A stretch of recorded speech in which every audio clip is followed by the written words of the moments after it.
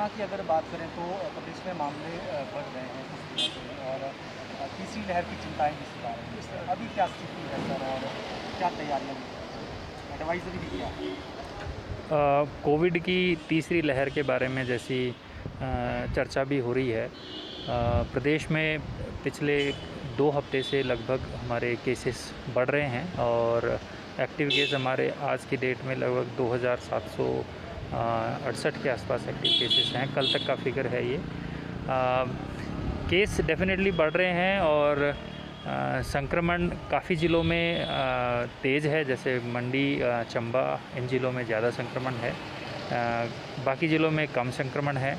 लेकिन जहाँ तक फिर अगर संक्रमण बढ़ने की बात होती है तो जैसा भी आप सबको पता ही है कि माननीय मुख्यमंत्री जी के नेतृत्व में सरकार लगभग हर 2-3 दिन में इसकी समीक्षा करती रहती है और पीछे कैबिनेट के द्वारा भी निर्णय लिए गए कि बाहर से आने वाले लोगों पे RT-PCR या वैक्सीनेशन की रिपोर्ट होना उनके लिए आवश्यक है। जो हमारे मेले हैं उनके ऊपर भी जो गैदरिंग्स हैं उसके अंदर भी RT-PCR और कोविड की रिपोर्ट उन्होंने अनिवार्य की है। साथ ही स्कूल्स क्लोजर का भी फैसला सरकार ने लिया है और डेफिनेटली एक डायनेमिक सिचुएशन हमेशा रहती है और जैसे जैसे सिचुएशन बनेगी उसी हिसाब से सरकार इस बारे में निर्णय लेती रहेगी। जो इससे बचाव के जो उपाय अगर हम बोलते हैं तो एक टीकाकरण है, दूसरा तैयारी है।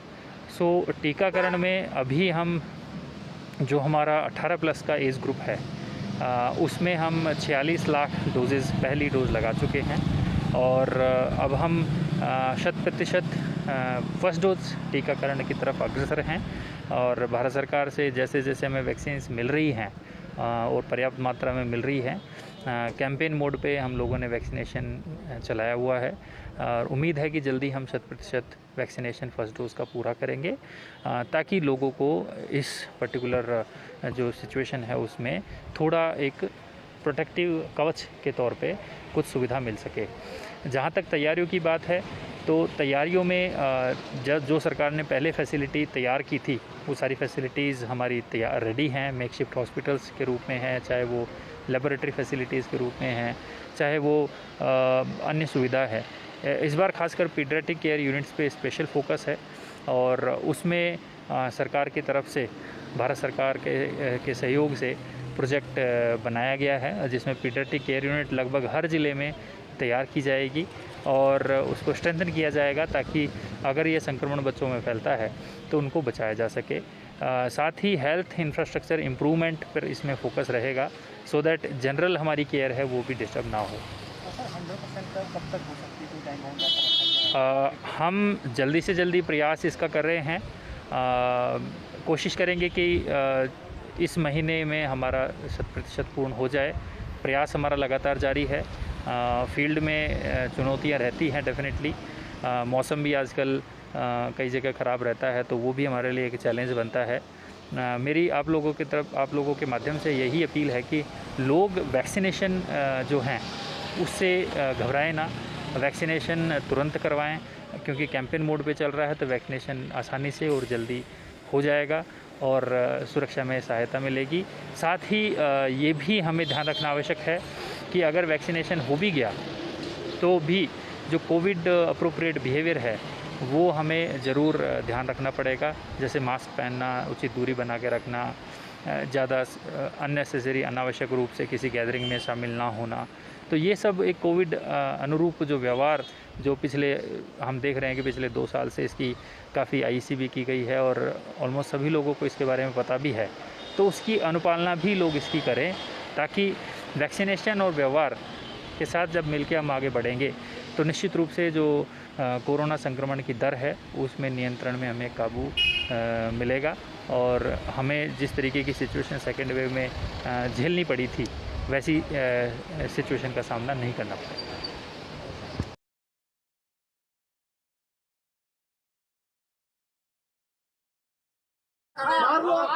मेरा क्या कहना है? तू किससे स्टेट का प्रेसिडेंट हूँ? किस चीज का प्रेसिडेंट? मैं तेरे बाप का भी प्रेसिडेंट हूँ। आज फतेहपुर में कुछ ऐसा हुआ जिसमें कई जले, कई लड़े, कई पीछे हटे। दरअसल आज फतेहपुर के रेस्ट हाउस में गृहिणी गैस वितरण सुविधा योजना के तहत भाजपा कार्यक्रम करवा रही थी, परंतु तभी बीच कार्यक्रम में पूर्व सांसद डॉक्टर राजन सुशांत पहुंच गए और धरने पर बैठ गए और इसी के साथ कृपाल परमार भी धरने पर बैठ गए। डॉक्टर राजन की माने तो अभी इलेक्शन सर पर है और भाजपा के नेता कृपाल परमार राजनीति कर रहे हैं और चुनावी स्टंट खेलते हुए ये वितरण कर रहे हैं। डॉक्टर राजन ने कहा कि सरकारी कार्यक्रम में राजनीति क्यों हो रही है।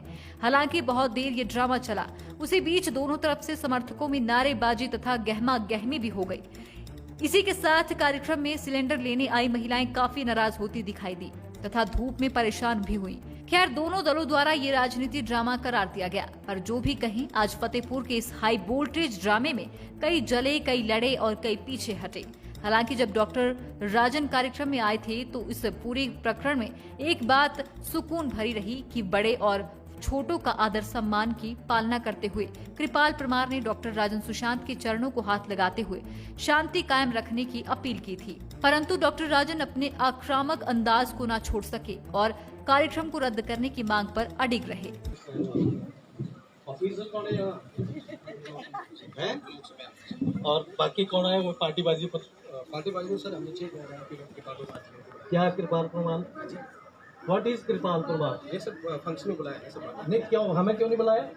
हमें क्यों नहीं बुलाया? 3 साल सर इन्हीं से बनवा रहे हैं ना। जनता से अपील है कि जो ड्रामाबाजी राजनीति की यहाँ पर कुछ लोग कर रहे हैं, इनके झांसे में ना है, अपने अपने घरों को चले जाएं।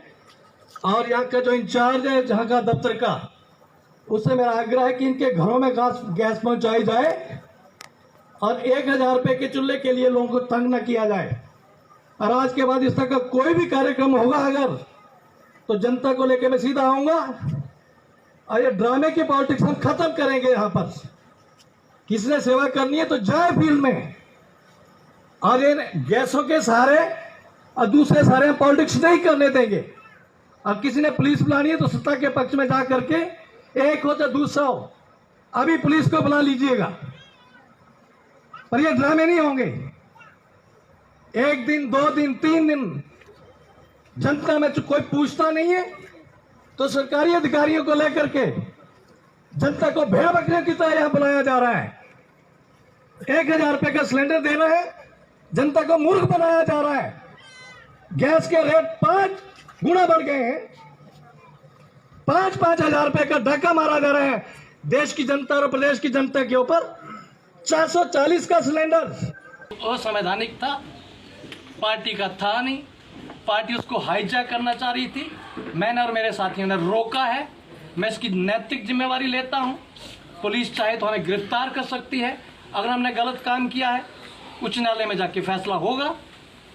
लेकिन जिस तरह से बदतमीजी इन लोगों ने की है, ये बर्दाश्त नहीं होगी। और आज मैं चेतावनी भी दे रहा हूं।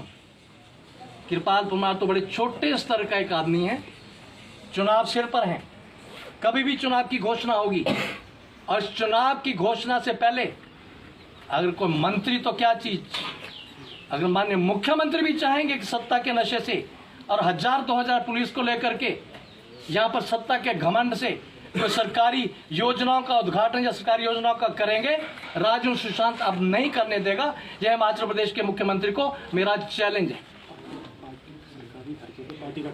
सरकारी खर्चे पर पार्टी का काम नहीं होने देंगे।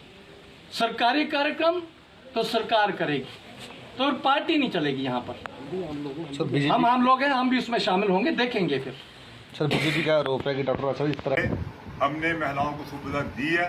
डॉक्टर राजन सुशांत का असली चेहरा इस इलाके के लोगों ने देख लिया है और आने वाले चुनावों में इसका जो है फल उनको निश्चित रूप से मिलेगा।